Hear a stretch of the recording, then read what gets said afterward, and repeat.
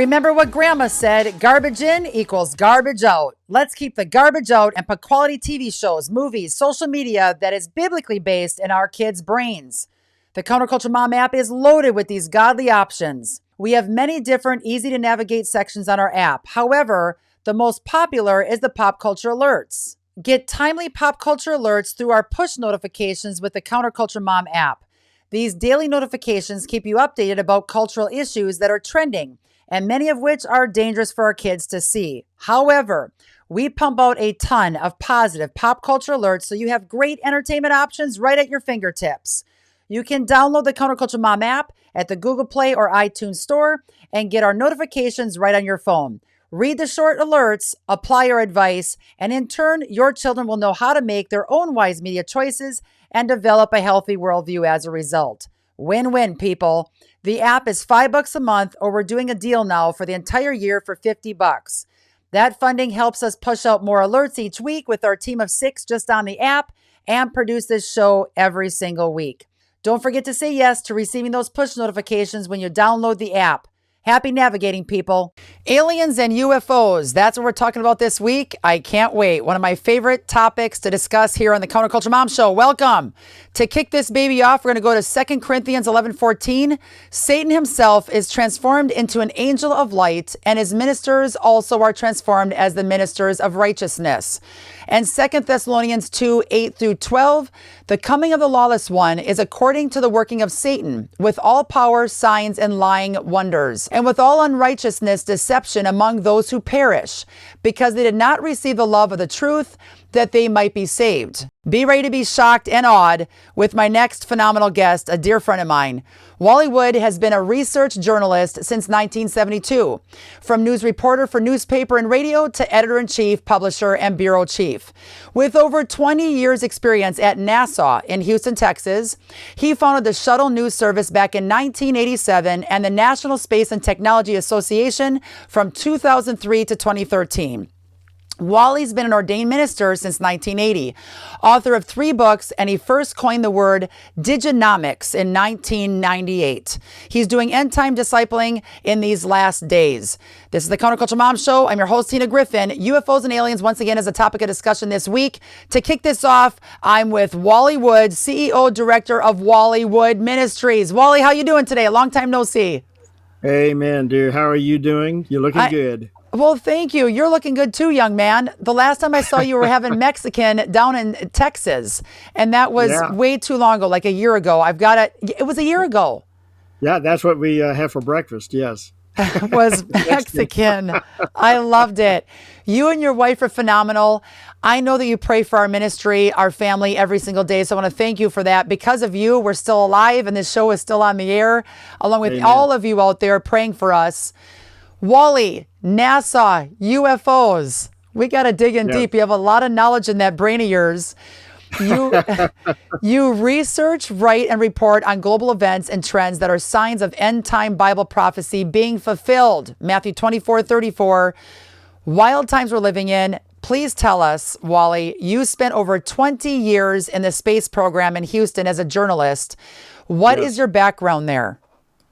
I started in 1972 as a young journalist, but my very first assignment was to put forth the NASA story that went nationwide into every library. What you see on the screen now is a venture that I was a part of in the 80s called Space Smart. I was hired because of the fact that I had started the Shuttle News Service, which is the picture in the upper right of that. And in the bottom right, there's a photo of me with Gene Cernan and astronaut Joe Allen at our very first press conference when I started the Space and Technology News Bureau for NASA. And that was the very first news bureau that NASA had at the time. So that's how far back I go. And it's been and of course, it was broken up in spurts of time. But the point is, it started in 72 and ended in 2013. And that's the next slide that you have in that is when I started the National Space and Technology Association in 2003. And we grew to become Houston's major technology association at the time. the slide or the picture you see in the bottom left, the first 50 years, we were called by NASA to put together a week-long public celebration of the 50th anniversary for the mission control. And it was fascinating to do that. The Houston Astros and the Dynamo, they had a day of free attendance at their events, at their sports events for all of NASA employees during that week. So we got pretty deeply entrenched in the NASA program. That is just phenomenal. Now, this picture in the bottom right, I love the play on words here. Wally Wood launches next mission. The word launches, I just love it. What were you doing there? Well, that was an interview by the Houston Business Journal. And at that time, we were planning on opening up Houston to international, global conferences, technology conferences, and making Houston the hub of advancing technology. Both the Houston Business Journal and the Chronicle, the picture that you have above it, interviewed me for that mission. We were going full stream until the shuttle program was closed down in 2012, and that changed everything. And so I had to close down the association in 2013 because all of our members vacated. Why did But they it close was, it down again? I remember I really was saddened when I got the news, when I heard the news that day. Why did they close that down again? well, for budget reasons and the fact that that the space program itself was evolving beyond the shuttle Wow. into more of the privatized arena that they're in now. So that was the main reason, was for budgetary reasons and things like this. So if there are parents watching this right now, and parents, I keep encouraging you every week, you'll know the topic by looking at the title of each episode. If it's something that you want your kids to watch, it's not just this show for adults only. I want teens involved to watch this because then they can learn about end time prophecy, what's currently going on in their culture. They can be bold warriors for the Lord. That's why we have this show, the Counterculture Mom Show. It's to help other moms and dads coming from Counterculture Mom. Because I get the question, hey, can dads tune into this? Can grandparents? Yes. I'm the counterculture mom. You're the counterculture mom. You're the counterculture dad, the counterculture grandparent. Fill in the blank. Counterculture teen, counterculture toddler. Today we have to be counterculture toddlers. Wally, go figure. The reason why I'm saying all that is Wally's info needs to be heard by the masses, including the teens, the next generation. If people tuning in right now are saying, wait, my son wants to get into the space program, my daughter wants to get involved with NASA, where can they go for schooling that you think is credible in today's backwards society with our corrupt education system? Like, where would you guide them on? Take these classes in high school, go here for college, and then you can get involved in this phenomenal space program. Well, the STEM program is going pretty strong across the country in schools everywhere. Science, technology, engineering, and math. I would definitely encourage kids to get involved in whatever STEM program their school offers. After we lost the momentum of the National Space and Technology Association, I changed the name to National Science and Technology Association, and even started the National STEM Foundation as a result. Wow. And we were trying to revive and pick up where we left off. Okay. But again, that was in its infancy at the time. But yeah, pursue any STEM program that you have in your school and follow suit on that. All right, everybody, you heard it from Wally himself, the NASA pro. Wally, we have a lot to discuss today. I'm so excited about all this stuff. Did you ever discuss the subject of UFOs with anyone at the Johnson Space Center? On occasion. It wasn't a prime topic. Everybody had their own programs going on, but I did speak to a few astronauts and engineers and scientists and people like this and get their feedback. And it was mostly for their feedback, but the main reason for NASA's existence is to find life in outer space. And they're very bold about that on their website. And they've got some pretty high up officials that have confirmed that. That is their main reason for existence, is to find life in outer space. So you have a phenomenal slide with some dirt on it. I want everybody here to listen to Wally as he reads this off for everybody. What did Matt Mountain, director and Webb telescope scientist, say? Yeah, he went on to say that just imagine the moment when we find potential signatures of life. Imagine the moment when the world wakes up and the human race realizes that its long loneliness in time and space may be over. The possibility we're no longer alone in the universe. And that's what he said. And that kind of serves as the spiritual undertone of why NASA exists. So, Wally, are we alone? What are your thoughts? Is there life that we don't know about? I have an answer for that, but what are Well, your thoughts? I do not believe that there is additional human type life out there, but there's plenty of evidence, especially from the scriptures, having to do with the spiritual entities, the fallen angels. And it's an intriguing virtue.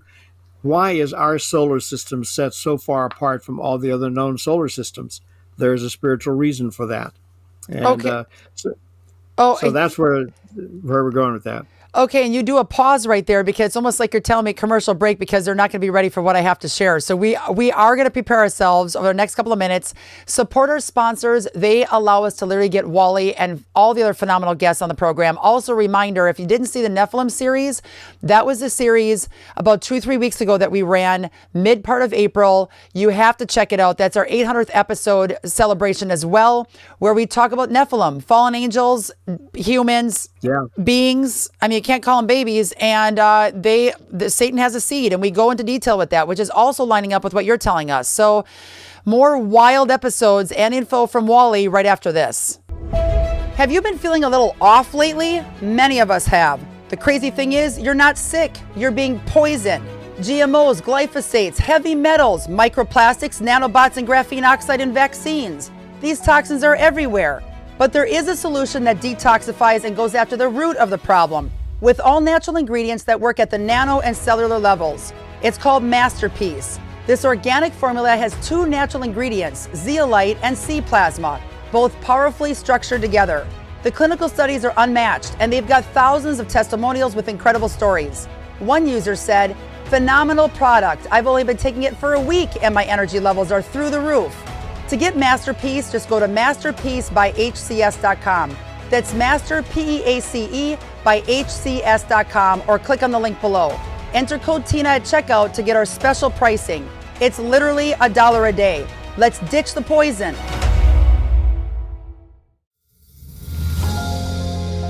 The culture is coming hard after our kids, so it's imperative we arm them with truth. That's why I love Acts and Facts, a totally free creation science magazine from the Institute for Creation Research. It's packed with jaw-dropping science that lines up with scripture. We're talking dinosaurs, DNA, fossils, astronomy, geology, evidence that points straight to our Creator. It's written by real scientists in a way your kids and you can understand. In addition, it talks about all the upcoming events happening at the Discovery Center, including their dinosaur dig each summer in Montana. I've been getting this magazine in my mailbox for years, and we have thoroughly enjoyed it. Get your free subscription now by going to icr.org/Tina and sign up, or just scan the QR code on the screen. That's icr.org/Tina. Once again, this magazine is free, it's faith building, and it will establish a biblical foundation. Tell us, why in the world is NASA so hung up on aliens, spacecraft, and the UFOs? And we have an image to go with this again that you can refer to. Well, they're not so much hung up on the UFOs like everybody else is right now, but it falls within the scope of what their interests are. And simply stated, they want to find life. They're in search of life on other planets. That's why we spend a great deal of money studying the other planets and other universes and solar systems to see if they have anything close to what we have in planet Earth. So they're convinced that there is life out there, and they're just looking to see it. Okay, why are they so hung up on that? Are they, what is the reason for that? Again, you had many decades ago, back to the Eisenhower administration and the like, you had sightings of UFOs even before that. Right. We just didn't know how to identify them or anything of this nature. But the American government, and not just ours only, but others as well, when the space program really got started, picked up on this concept. Are we the only ones in all of the universe like us? And if you remember, I think it was the Pioneer spacecraft that they launched decades ago. And it's got an emblem on board that shows us as people and tries to identify who we are to anyone who should pick up on that on that spacecraft, wherever it should crash or land. And it's still floating out there. It's still going. After 20, 30 years, it's still sending back signals. This is just So, yeah, we have a hang up on this. This is just nuts. When I'm out of here, and I still think that when the Lord told me at the age of 10 that I wasn't going to die, not going to have a funeral, and I was just talking about this to a dear friend of mine, Diane Canada. She's been on our program before, and we were at a banquet last night. She goes, Tina, the signs, the headline news, it's matching up. He's coming back anytime. I'm like, got that right. I was giving her fist bumps. It's just eerie to see all this alien chatter that's now in the air with the government releasing files, video footage.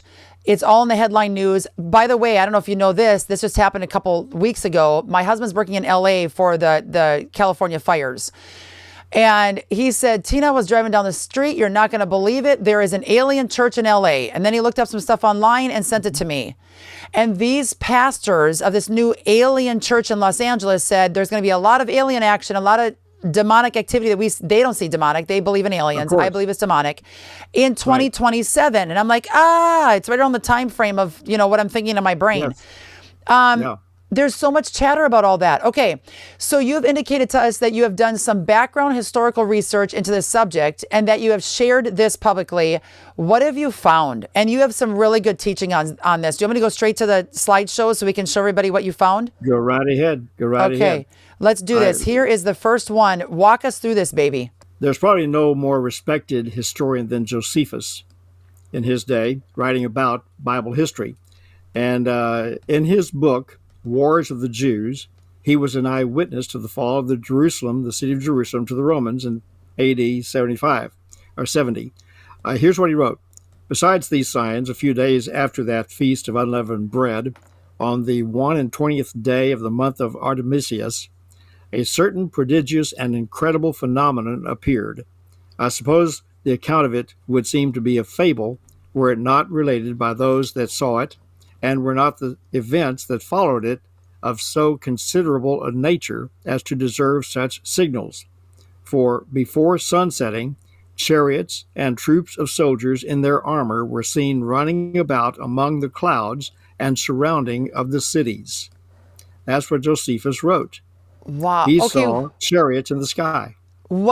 So do you think that was UFOs that he saw? Yes. According to our definition and what we've described as seeing, yes. Now, he saw actual warriors in their armor and with their swords. And in the next slide, his testimony is supported by a counterpart in Rome, Cornelius Tacitus. He was a Roman historian and senator, and he wrote in his book, contending hosts were seen meeting in the skies, arms flashed, in conflict of glittering armor. A sudden lightning flash from the clouds lit up the temple, illuminated by a sudden radiance from the clouds.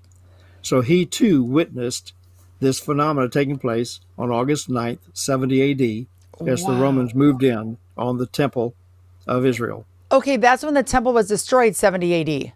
Yes, on August 9th. So if they see all this going on in the sky, are you saying somehow these I don't even know what to call aliens anymore because my mind is just blown from this conference I just went to. It was Aliens AI Antichrist Conference, and my brain just exploded over those 4 days. I'm like, I know a lot more, but I'm still trying to put the pieces together. And the people watching today might be like, what in the world are you guys talking about? So during the time of the temple being destroyed in 70 AD, a bunch of people saw what they explained as chariots in the sky, which were actually UFOs. So why in the world were there aliens or demons? Were there demons flying? Like, what did they actually see? Well, let's go to the next slide, if you will, because I want us to proceed through this history.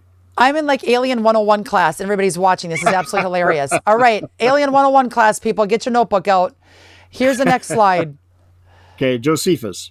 At the 9th hour of the night, so great a light shone around the altar and the holy house that it appeared to be bright daytime, which light lasted for half an hour. Tacitus says, the doors of the holy place abruptly opened, a superhuman voice was heard to declare that the gods were leaving it, and in the same instant came the rushing tumult of their departure. Now, I'm guilty of a comment I've made for years. All things are spiritual. All things are spiritual.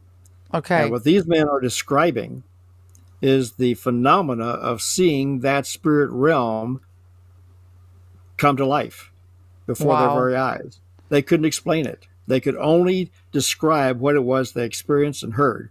I want the audience to know that there's nothing new under the sun, Yep. to quote scripture.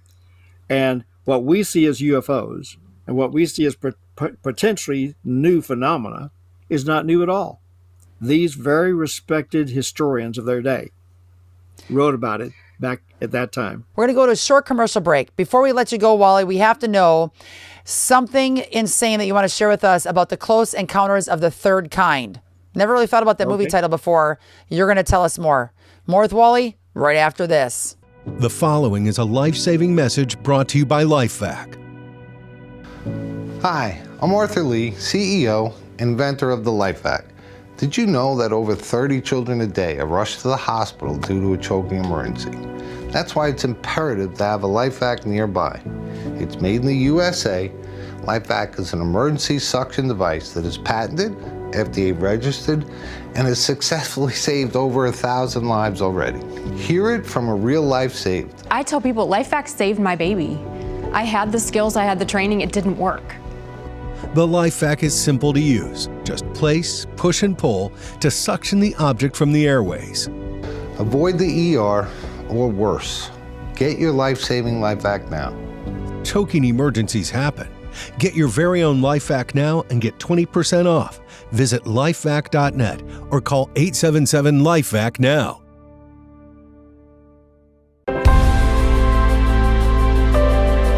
If you're a busy mom like me, juggling kids, home life, and everything in between, you know healthcare is a huge decision.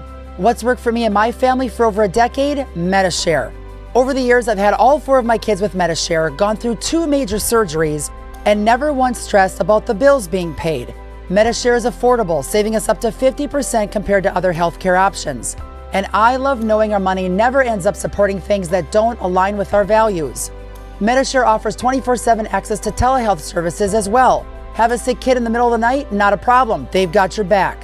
So if you're looking for healthcare that fits your family and your values, I can't recommend MediShare enough. Call today at 1-866-88-BIBLE and be sure to mention Counterculture Mom when you enroll. That's 1-866-88-BIBLE. And join the thousands of families like mine who found healthcare that truly cares about what matters most. But I want to dissect for about 45 seconds here this crazy parallel of the movie Close Encounters of the Third Kind. A lot of us have seen it. And how that ties in with Revelation 13. Are you kidding me? Amen. It's just nuts. Okay, so talk to us. We have some Bible verses that actually said were lived out in that movie. Here's the first one. What is going on between the parallels of that movie, Close Encounters of the Third Kind, and Revelation 13?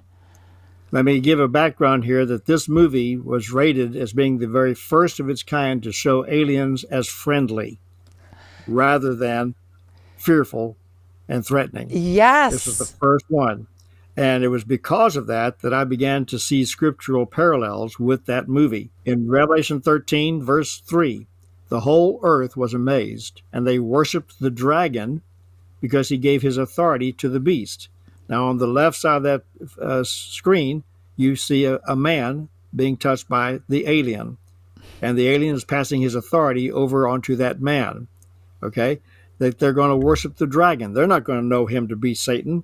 They're going to see him as being what he's going to present himself to be. Wow. Ephesians 2, Satan is the prince of the power of the air, the spirit that now works in the children of disobedience. Satan himself is transformed into an angel of light, and his ministers also are transformed into the ministers of righteousness.